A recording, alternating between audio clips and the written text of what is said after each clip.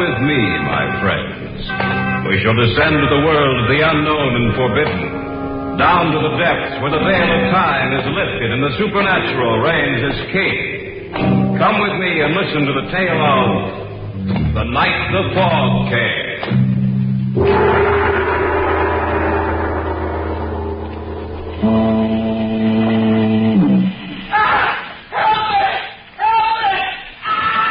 It came from our right. We'd better take a look. Come on. We're getting close to the lake. Only this fog. Wait a minute. There. Right there. Let's take a look. I hope he's all right. Throw him over. All right. He's dead. I know. Do you realize how he died? What do you mean? Look at him closer, Hal. His clothes aren't wet. Even his hair isn't wet. Look at the water trickling from his mouth. This man died less than a minute ago on dry land, 200 yards from the lake. And he died by drowning.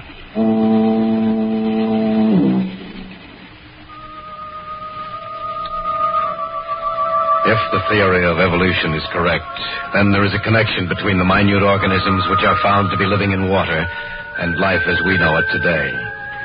But what connection with us did those things have which came from out of the fog?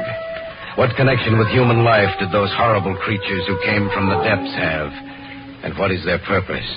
Why did they suddenly appear and destroy, then vanish as suddenly as they had come?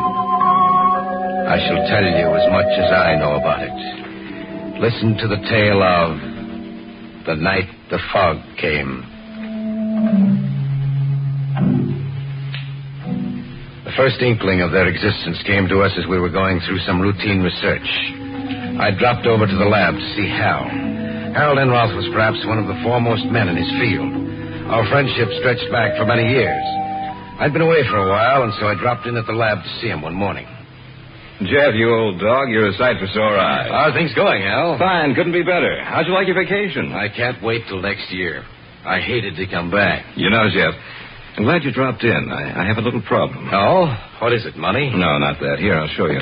Pull those blinds, will you? Sure. Yeah, that's fine. There you are. I have a specimen here on the slide. I want you to take a look at it. Go ahead. Turn the projector on. All right. There. What do you think of that? I don't know. It looks like some form of water life. But I don't think I've ever seen it before. This has been enlarged 100 times. There's no use trying to recognize what it is. It's a form of water life completely unknown to us. A new form of life. Where did you get this? It's a specimen of water one of our field researchers took from the westernmost tip of Lake Superior, somewhere near the Wisconsin-Minnesota border. Have you contacted anyone else about it? No. Why not? Well, it's... Come on. Don't try to avoid telling me, Hal. We know each other too well for that. All right. Listen to me, Jeff. All right. Everything I say is fact. I've conducted countless tests to discover what I do know about this form of life. That thing is able to reproduce itself. A hydra type? Possibly. That's beside the point right now. What's more important, all trace of the other organisms in that drop of water has disappeared. Are you serious? Of course I am. And another thing. There was a little mist hovering above what was left of the water. A mist? That's what I call it. Something like fog. Why, that's impossible. No, it's not. I know that when the water evaporated, it should have been dispersed into the air. Eventually it was, but not for several hours. Oh, I'm sorry, Hal. I still can't. Here, I'll show you. We have a little of the water left. It's over here in this jar. You can see for yourself. Well, it looks just like ordinary water. I know it does. But believe me when I say it isn't. Now, it'll take just about 3 minutes.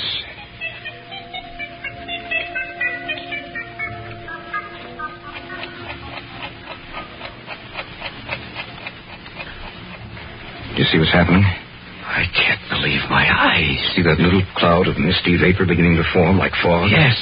But what causes it? I wish I knew. Our field men say the conditions up there are getting to be unbearable. The whole area for 100 square miles is almost covered completely by this fog. What are you going to do? Well, I'm going up there myself. And Jeff, if I send for you, will you join me? Of course. I may need you. I may need everyone I can get. It's begun to prey on my mind, Jeff. Somehow I think there's something back of this. Something the likes of which the world has never seen. Something evil.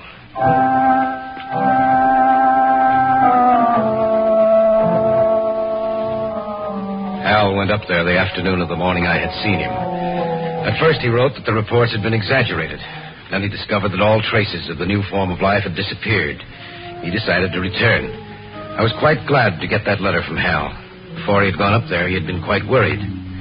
The only thing I couldn't understand was what had become of the new water life form. The day before he was to return to the city... Hello? Jeff, this is Hal. Where are you? I thought you... I had them put me through direct to you, Jeff. I need your assistance. What's the matter? I've already called Arnold Simpson and Jack Rackle. They've agreed to come. I need you too, Jeff, just as soon as you can possibly make it. Don't worry, Hal. I'll be there. Remember, as soon as you can possibly make it.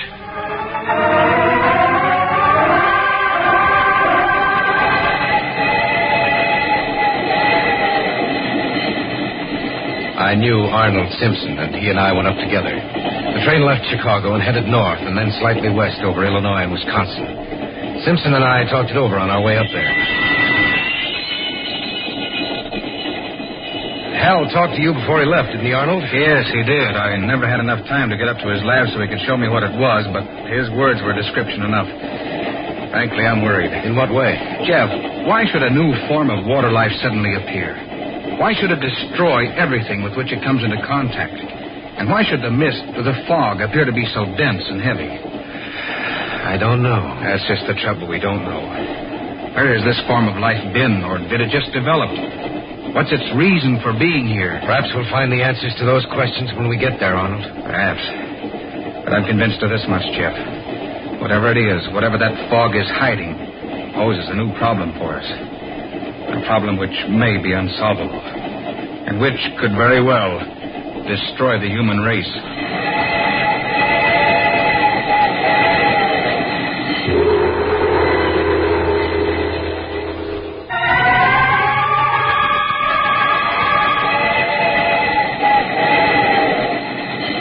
Simpson seemed disinclined to talk, so we spent the remainder of the trip in silence, both of us lost in our thoughts.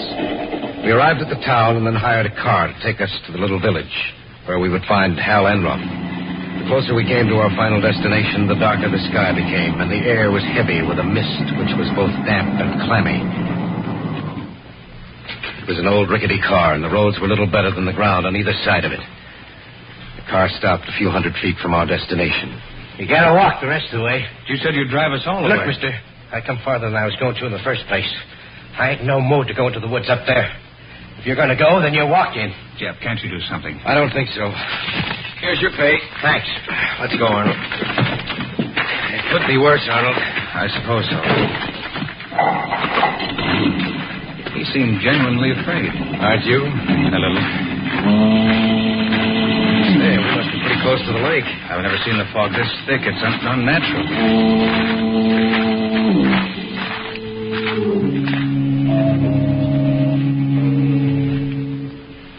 Eventually, we made it up to the house. Hal was there waiting for us and showed us where we would sleep.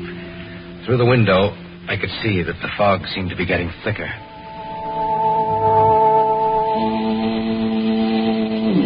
That's an eerie, lonely sound. You get used to it after you've been here for a while. Hal, you wrote me that this fog, the new form of life, had disappeared. It had. But 2 days ago, it suddenly reappeared. And with it, the fog returned. Then there must be a connection between the two. Yes, but what? I haven't any idea. Look, I have to go down to the village for some food. We don't have enough here to feed 4 of us. Will you come with me, Jeff? Certainly. I'll be right back, Arnold. It's only about a mile away near the lake. Go ahead. That trip made me tired. I think I'll take a nap.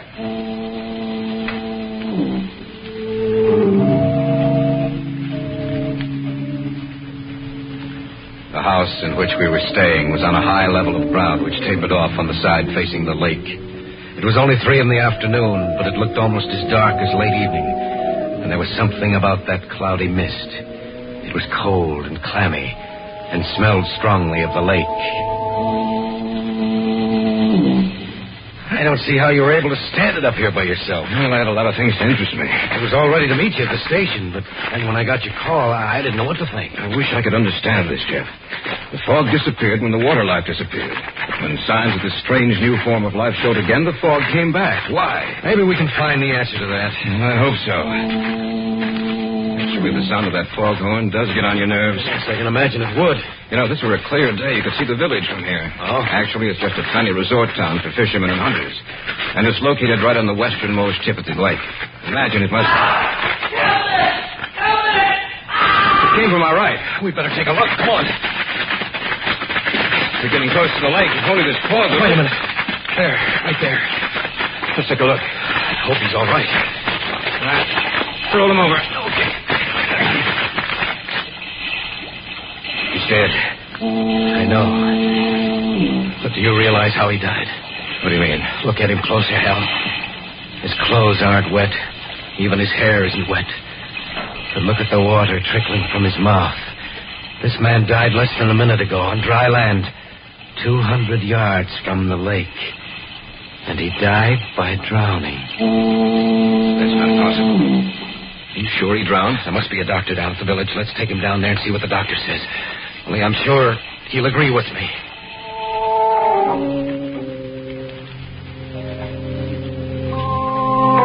Together, we carried the man down to the village. Luckily for us, he was of slight build, not too heavy. It took us almost half an hour to get him down there. When we finally did arrive, it took another few minutes to locate the doctor. What do you think, Doctor? Get them out. All right. Will you please wait outside? The doctor can't work with you in here. He's just like all the others, ain't he, Doc? Please wait outside. Thank you. What did he mean by he's just like all the others, Doctor? Just what he said. Ever since this fog has settled down again, 5 people have died. All in the same way? Yes. You mean by drowning? That's right. I can't understand how this man we found could die by drowning when he wasn't in the water. You know, he reached him about a minute after he screamed. How could he drown? Professor Enroth, I've been asking myself that same question about all the others. I've been almost half insane these past 2 days trying to find the solution. Dr. Craig, this fog, has it always been like this in the area? No, not until about 2 months ago. Which coincides with the time we first discovered that new form of water life. What did you say? Nothing, Doctor. We're doing a little research work up here, that's all. If this keeps up, I'm afraid of what might happen. I've never seen anything like it before. The fog, those deaths, how can they be explained? We don't know, Doctor. We just don't know.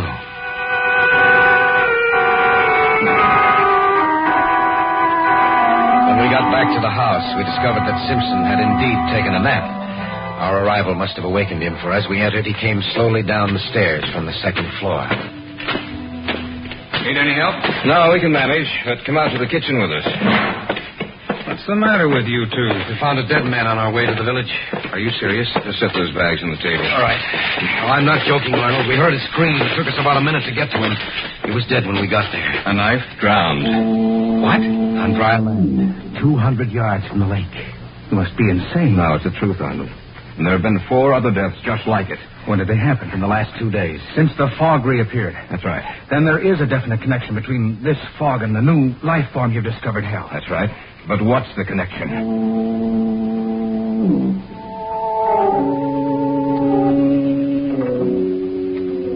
We'd gotten back to the house about 6 o'clock. It was about 7 that it happened. Simpson said he was going outside for a minute. He opened the door. I just want to get outside for a minute. Good heavens. What's wrong? Take a look. Fog, it's so thick. I've never seen anything like that before. Shut the door. Some of it's getting inside. It's moving along the floor. Shut the door! Did you see it? Yes. The fog. Just like it was alive. Moving like a living thing. Creeping along the floor.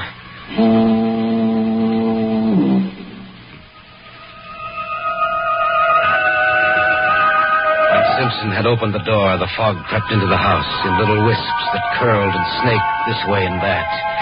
It looked like a thing alive. You saw it, didn't you, Hal? Yes, I saw it. What does it mean? I'm afraid of what it means. You mean you know? I hope I'm wrong, but I'm afraid I'm not. It's just possible that this form of life is developed from something that was present in the water all the time. The great brute animals ruled the world before man appeared and then were destroyed. Eventually, mankind wrested the supremacy of the earth from the other animal and plant life. Perhaps the cycle is to continue. Perhaps, after man, this new form of life.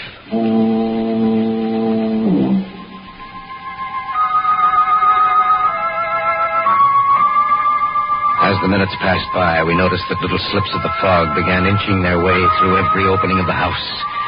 It was Simpson who pointed down at the bottom of the door and first brought it to our attention. We began to plug up all the openings in the house.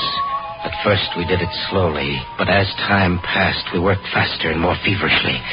No matter how tired we became, we had to finish the job, or the fog might claim the house, too. It was too quiet. The only thing we heard was the distant, monotonous call of the foghorn. And then Hal broke the silence. Do you know why this fog is so thick? I wish I did. This might be insane, but it has to be the answer. That fog is carrying moisture, a lot of it, perhaps enough to also carry this new form of life. To move it from place to place, to spread it even farther. To kill everything which stands in its way. That might be it. It is, I'm sure it is. Well, in that case, what happened to break it up the first time? And that's the solution to the problem. I don't know what it is, but it did break it up the first time. It drove it back, down to the depths from where it came. That's why there was no sign of it in the water. It came from right outside the house. Racco.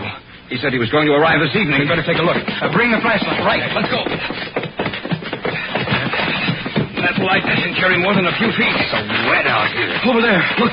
Little pinpoints of light dancing up and down, all clustered together. That must be it. Come on. It's spreading out.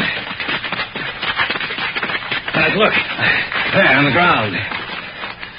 It's Racco. The same way. The same way as the other one.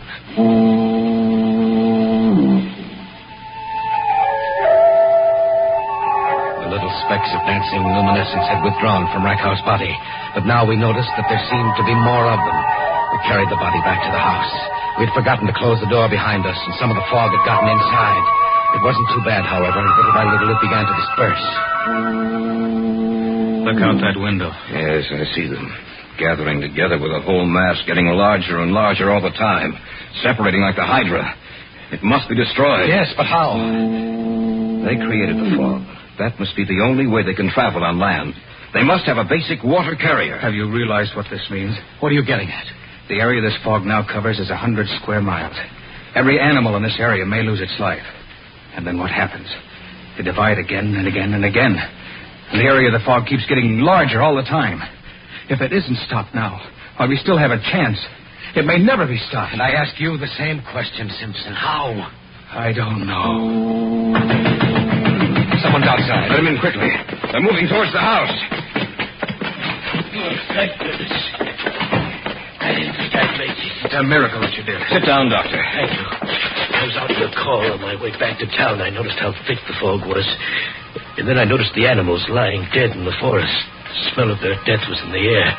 I continued on towards the town. And then I saw the bodies lying just where they had fallen. The whole town seemed to be covered by a strange luminescent mass which in some manner moved. I was afraid. Then I thought of you people in this house, and I got here as soon as I could. I don't know how long we'll be able to withstand them, Doctor. I'm sure the townspeople are dead now. In fact, almost every living creature in the area must be dead. What is it? What caused it? If we get out of this alive, Doctor, we'll tell you. Look outside. It must have split again. It's twice the size it was. What are we going to do? Look under the doorway. They're getting through. Plug it up. Use some newspaper, clothes, anything with that. Outlet. Constant opening and closing of the door. Loosen the other things we had down there. I think that was it. Look, the things that did get in. First you see their light, and then they're gone. What happens to them? Perhaps we can't see them. Or perhaps they die. Hal, wait a minute. Your first letters to me mentioned the fact that the mist had been dispersed. What caused it? I don't know. Doctor, you're a native of these parts. Yes. I want you to tell me about anything unusual which happened that day. Well, I don't remember anything about that day particularly. I remember I was quite pleased to see that the fog had lifted. It was a beautiful day. Unseasonably warm. In fact, the sun was quite hot. Heat. I wonder if what, Jeff? These things, these Hydra-type creatures must die in the heat. This house is quite warm. The day the fog was dispersed was warm with a bright sun. Perhaps that's the answer. Doctor, is there any fire break around this area? Well, there was one cut through the trees several years ago. Yes. In case of a fire, a bad one, in the heavy timberlands. Everyone was instructed to get into this area. In other words, there's a complete fire break around this entire area. Yes. It comprises about 150 square miles. And that's it. It's the only chance we have. We'll burn out this area and hope it drives them back. There's some oil downstairs. Get it. We'll start the fire here and hope it sets fire to the trees surrounding this house. Be right back. We'll have to make a run for it once this place is on fire. We may not come out of this alive, but we can try.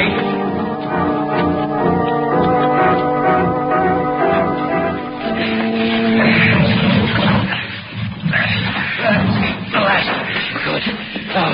Everybody knows what... You'd better light it. Those things outside, they're going to get in. Each man will carry a torch. Yes. All right, light your torches. All right. And then set fire to this house. Lighting mine. All right. And yours, huh? All right. One more. Right. Under the door. They're pouring in under the door. Set the house on fire. Let's get out of here. No matter what happens, keep holding those torches. They're afraid of fire. All right, make a run for it. Come on, Doctor. Forget him. Come on,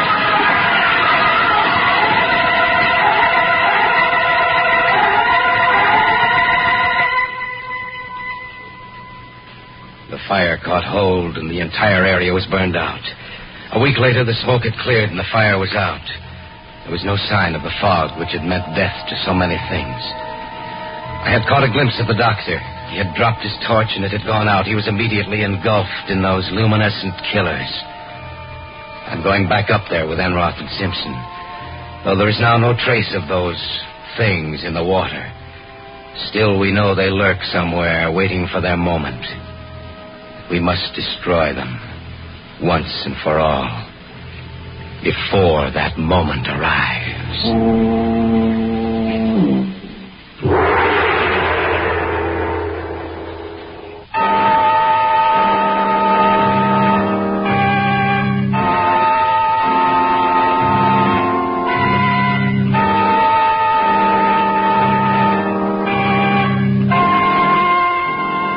So runs the tale of The Night the Fog Came.